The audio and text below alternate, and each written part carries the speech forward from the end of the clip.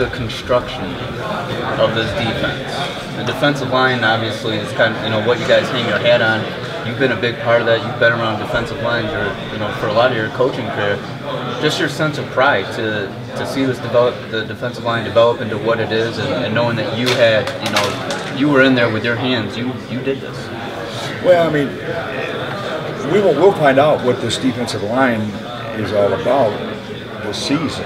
You know, I mean, there's a lot of, the thing that there's a lot of young men that have played a lot of football, and a lot of them probably played before they should have had to, and so there was growing pains with that, and I have a lot of pride in those guys because they fought through it. They took real hard coaching, and they wanted to be the best they could be. Well, this is the next step. Now they're all of a sudden 2 years, 3 years older, and have played a lot of football.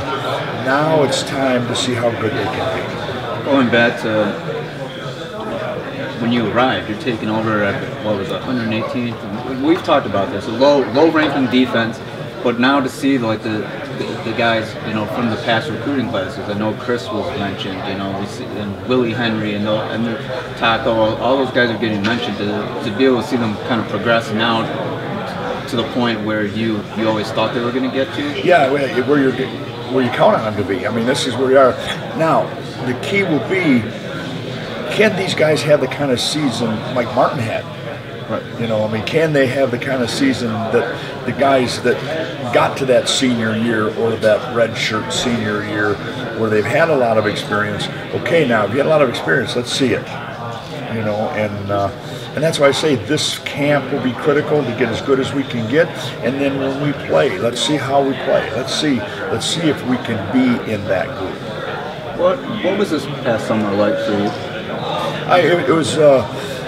It was, you know, relaxing. You know, I mean, we had about 3 weeks, you know, and so my wife and I got a chance to go to the lake and relax. But, you know, I was always thinking about this season coming up, you know. But it was good to get away. I mean, it was, you know, it was a tough year, you know, and so now it gave you a chance to get away and get ready to go. You said it. I mean, with a tough year, what was? You're always anticipating the next season. Was there, what kind of, was it different for you this year? Because obviously with the coaching change, is it like a sense of urgent anticipation, or is this like, hey, let's have fun kind of anticipation? No, it was no different that way. I think every year of my life in coaching, you know, you have a lot of pride, and I always want whatever my name is on to be as good as it can be. That's the competitiveness in me, you know, and I think from when I coached in high school way back when until other places I've been, I mean, what you see out on the field is me. And so, you know, there isn't, oh, he didn't play good, well, then maybe I better coach better, you know, and, you know, so I was just, you know, I just think about that you want to get your players to be, and I talked to them about that. I said, what does the other team think? What do they say in their meeting room when they watch you?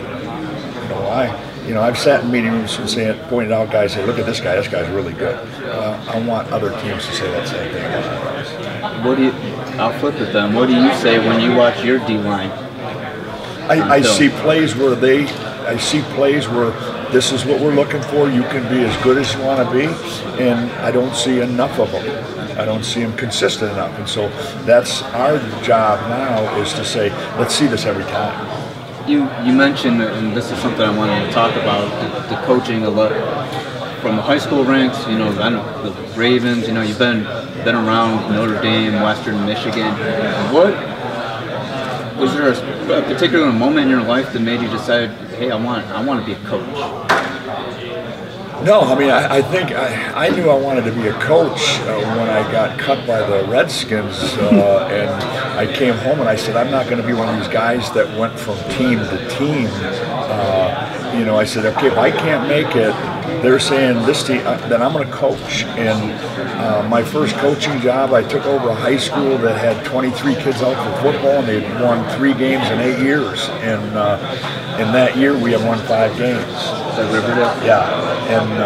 so I knew I wanted to be coach from that time on. And then, I mean, I never thought about being a college coach. And my wife's the one that said it to me because she teased me about I was spending all my time with football and not teaching the classroom. And she said, you should go be a college coach.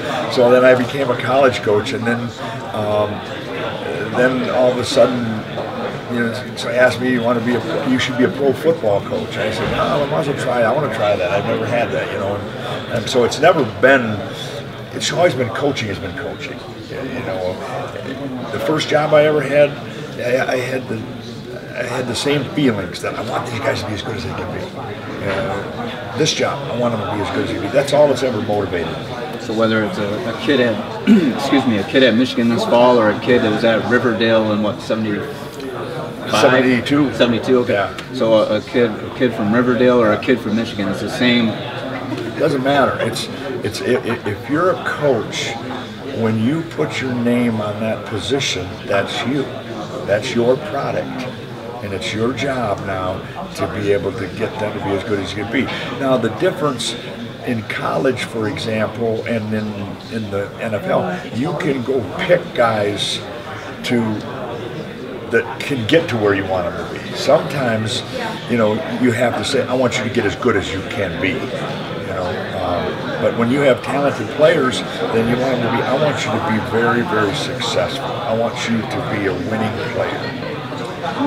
When you look at, because you mentioned coaching, I mean, with defensive line, that seems like that's just kind of like in your DNA. Is that when you made the decision to coach, did you know automatically, like, this, I want to specialize as a D-line coach? No, as a matter of fact, I was always an offensive lineman, and that's what I played.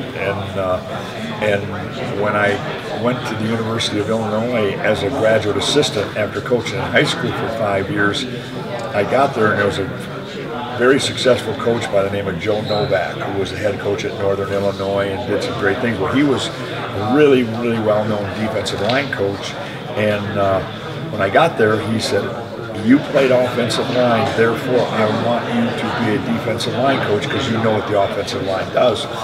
And I said, okay, great. So I was going to be his graduate assistant. Well, one day I asked him, I said, well, what am I coaching? Or I asked a question about the noses. And he said, you have them, they're yours, don't ask me. And he just, and so from that time on, I was a defensive lineman. Was that kind of like a trial by fire deal? Yeah, oh yeah. But so I've coached, I've been very fortunate to coach some very, very, very good football players, and that makes you want to have everybody else be very, very good football players. In terms of being proud of the ownership, I mean, what you said when DJ got here, DJ is the defensive coordinator, you respect his position. I asked DJ, he said there probably, a lot of guys in the country wouldn't have been so willing, to do that. Can you just tell us a little bit about your relationship with DJ and what it's like, sharing? Well, I mean, DJ and I coached together at Notre Dame, and I knew DJ was a great football coach then. As a matter of fact, I coached a guy there by the name of Justin Tuck, and I recruited him, and I had DJ coach him, and you see what the product was. And when we all separated from there, I remember us saying to each other, I said, someday we're going to coach together again. And when Jim said that he wanted him to be the defensive coordinator, I said, no, this will work, I want to coach with you. Was that kind of like a, hey man, we'll see each other, or was that like a real thing? We will coach together. No, because we've stayed in touch ever since then. We've stayed in touch. We talk probably once every 2 weeks. We've always talked football and everything like that. And so, no, it isn't that like we didn't see each other a lot. We always have been, we've always, been close. When you look at the level of talent this year, of course, Monet and Chris are guys, but there's also a lot of depth there, and it feels like there's been depth there, ever since you've got here. Can you just talk about that a little bit as far as, I mean, you have Matt Godins out there, you have Tacos, and you have a lot of guys at your disposal. There's always been depth because we recruited a lot of guys, but this is the first year where there's experienced depth. You know, there's a difference. When you say of depth, you may have a guy that's played that may only be a sophomore, and behind him might be a talented freshman that has played. Well, I think the thing that we've got going for us is we've got talented depth that's older. And as far as this will be like a scheme question, we've heard the term buck thrown around, the buck linebacker, and I know you explained it a little bit. Could you explain, is that something that you guys are going to incorporate more, and exactly what is that position? We had it last year. I mean, really, we just call it that. That's Frank. Okay, so it's just another name for defensive end, pretty much. Yeah. Whether he's upright or. And Frank did it last year. When you look at Jim's heritage, you know, he's got the history here. You're coaching someone that you're comfortable with, DJ. Is this just kind of like a perfect fit? And I know, and I asked that because I know that you had a really good relationship with Brady. You guys were great friends. Do you feel like this was like the perfect follow to maybe, you know, not the best situation for him? Yeah. I mean, when you really love a place like you love Michigan, and you're as close to the players as you are, and when you have a great staff coming in, and you have an opportunity to coach, it's coaching.